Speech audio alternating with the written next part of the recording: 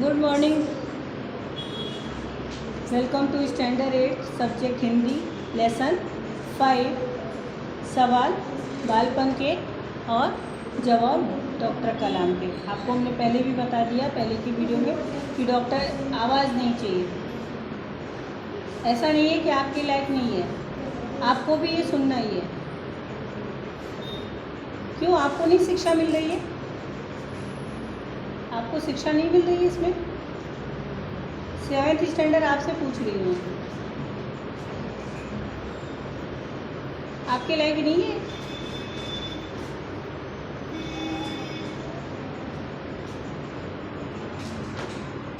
तो आज हम पार्ट 2 में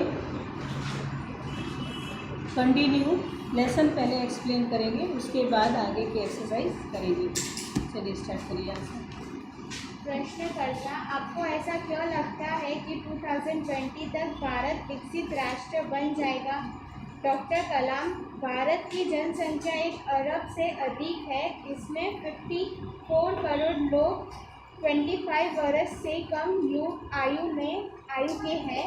ये हमारी राष्ट्रीय शक्ति है। भारत को 2020 तक विकसित राष्ट्र में परिवर्तित करने के लिए हमारे पास प्रचुर प्राकृतिक संसाधनों के साथ ही सुनियोजित खाका की उपलब्ध है। 54 करोड़ युवाओं के विचारों की एकता निश्चय ही इसे विकसित राष्ट्र में परिवर्तित करने में सफल हो।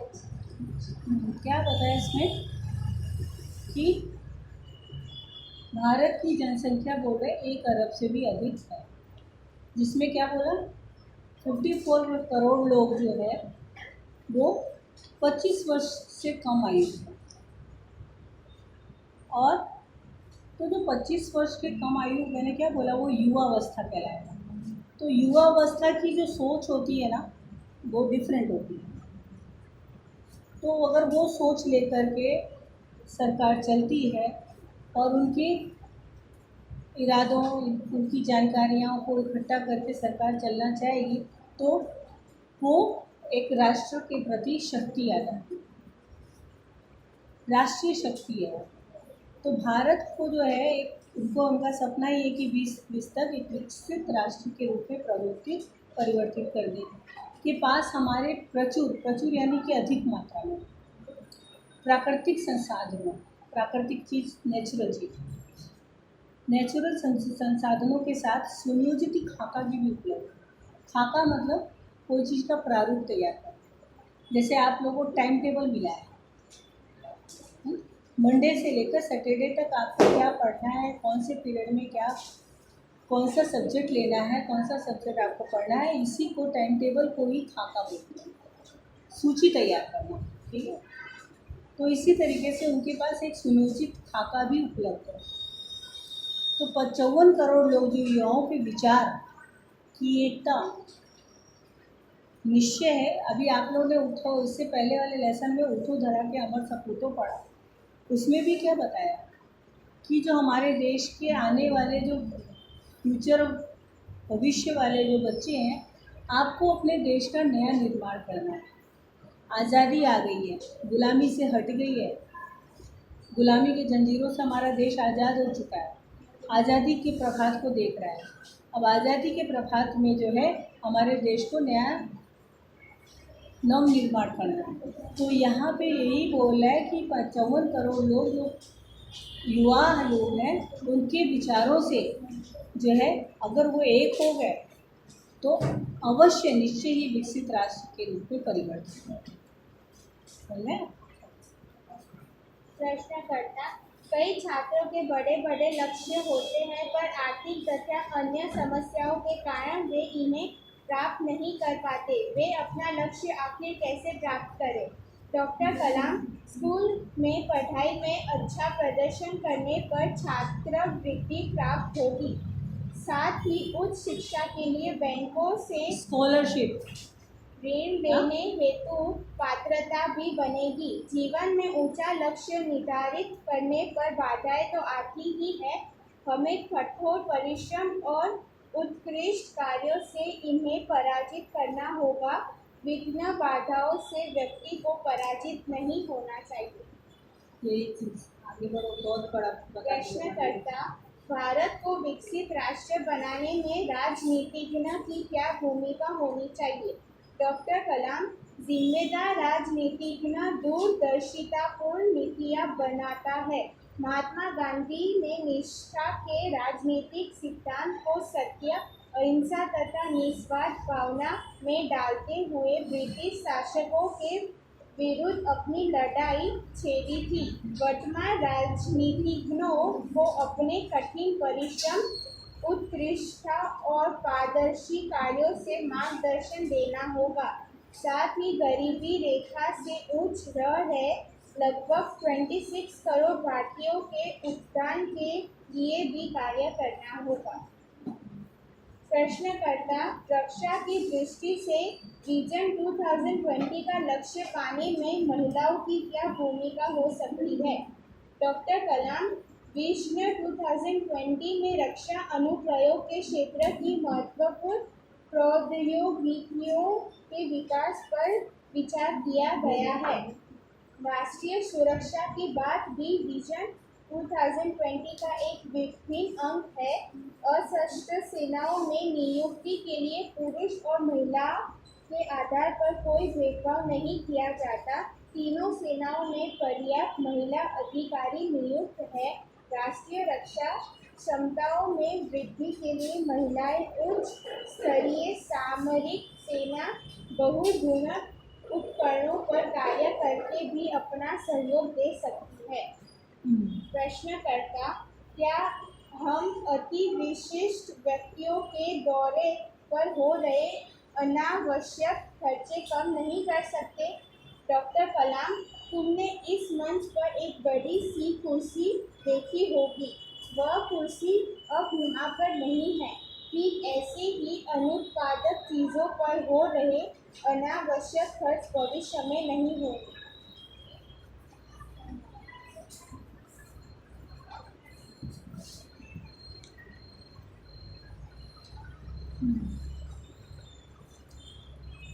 हाँ, क्या बोला इसमें? पहले तो उन्होंने क्या पूछा है, बच्चे कौन है? एस कार्तिक, कक्षा 12 का बच्चा है, अमर ज्योति इंग्लिश स्कूल बंगलौर से।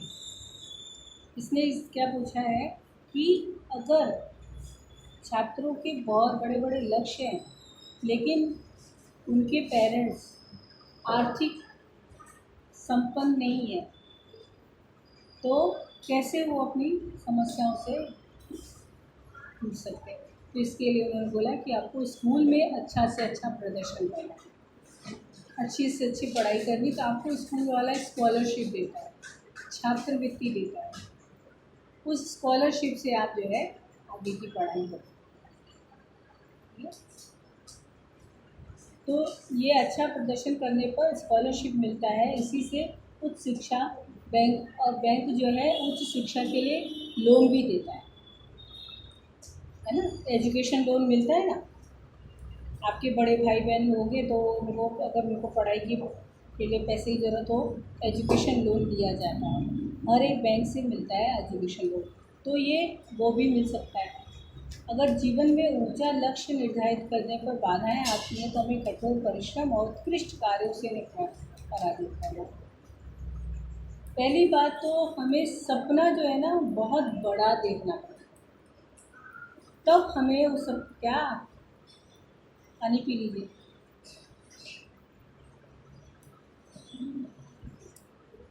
जब हम बड़ा सपना देखेंगे ना तो ही हम उस सपने को साकार करते करते वो सपना एक लक्ष्य के रूप में आएगा। फिर उसके बाद औरतों के बारे में बोला। अभी मैं 6 में एसएस पढ़ा रही हूँ, तो उसमें भी जो है ना महावीर स्वामी और गौतम बुद्ध, इनकी जो है ना ज्ञान पर्चिंग जो होता है, उनकी ज्ञान भरी बातें जो होती हैं वो उसमें भी यहाँ पे बार बार यही बताया गया, औरतों को जो है आदमियों की तरह अधिकार मिलना चाहिए। ये जो डिस्क्रिमिनेशन होता है यानी कि भेदभाव होता है, ये नहीं होना चाहिए। कि ये पुरुष है, ये महिला है, तो इसमें भेदभाव नहीं चाहिए। अधिकार सबको समान मिलना चाहिए। अभी आपको पता है कि अगर हमारे घर में, हमारा जो घर है उसमें अगर बंटवारा होता है तो हमारे घर की बेटियों को भी उसका हिस्सा दिया जाता है। समान है ये, क्या कहते हैं, कानून में आ गया है। ऐसा नहीं है कि अगर उस घर में 2 बेटे हैं तो बंटवारा 2 बेटों में ही होगा। अगर उस घर में 2 बेटे 2 बेटियां हैं तो बंटवारा 4 लोगों में होगा। उनको बेटियों का भी अधिकार देना पड़ेगा। पहले ऐसा नहीं था। बेटी जो है ना, बोलते थे कि क्या कहते हैं, दूसरे की अमानत है, उसकी शादी कर देते थे, वो ससुराल चली जाती, तो उसका मैके से अधिकार ख़त्म हो जाता था। लेकिन अभी ऐसा नहीं है, उसको मैके में भी उसको अधिकार वो मिलेगा। तो ये औरतों के लिए बोला गया है कि औरत जो है, महिलाओं जो है, वो 2020 का लक्ष्य पाने में महिलाओं की क्या भूमिका है। हर जगह महिलाएं हैं। अभी पायलट बन गई है महिला, कितनी कितनी महिलाएं पायलट बनी हुई है, कितनी महिलाएं जो है आईपीएस अधिकारी बनी हुई है। तो ये हमारे देश के लिए योगदान ही है ना।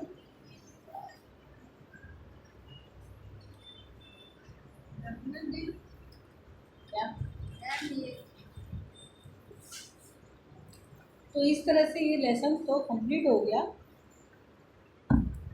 डॉक्टर कलाम और इसके। अब इसके आगे जो है ना शब्दार्थ लिखे जा रहे हैं, तो आप लोग शब्दार्थ अपने रफ नोटबुक में लिखना शुरू कर दीजिए।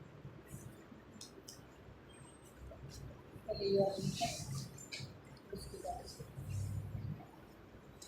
शब्दार्थ डाल देना।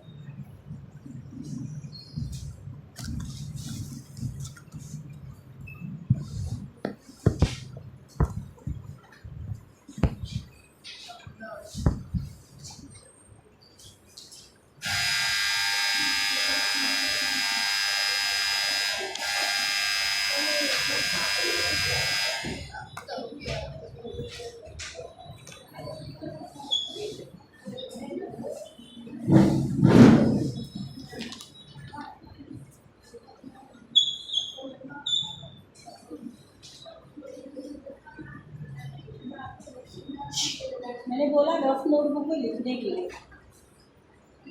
मोहित, आपके पास हिंदी की नोटबुक है? तो लिखो हिंदी की नोटबुक है तो। हिंदी की नोटबुक है तो हिंदी की नोटबुक में लिखो, तो नहीं है तो रफ नोटबुक में लिखो।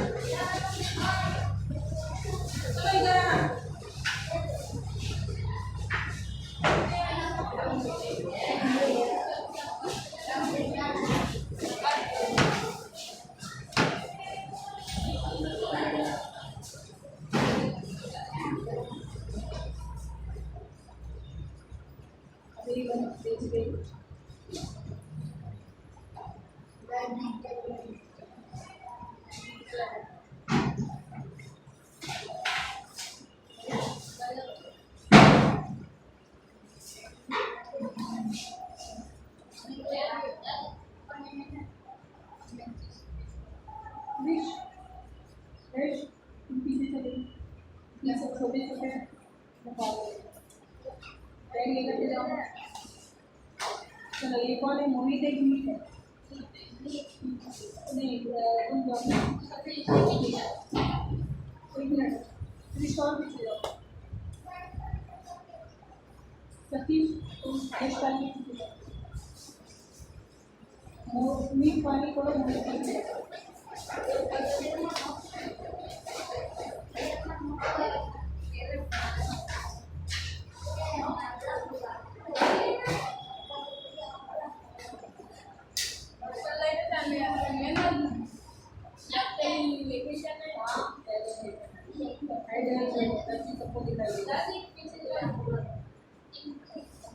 बस और नहीं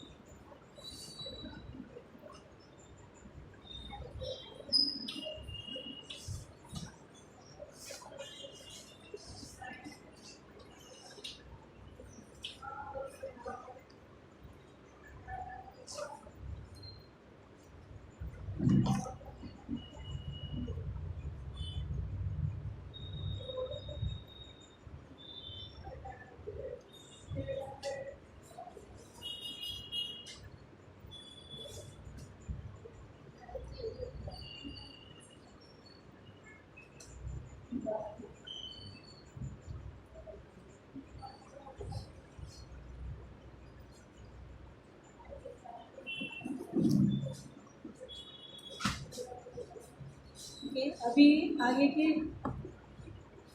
शब्दार्थ और क्वेश्चन आंसर्स नेक्स्ट वीडियो में करवाएंगे। Thank you very much.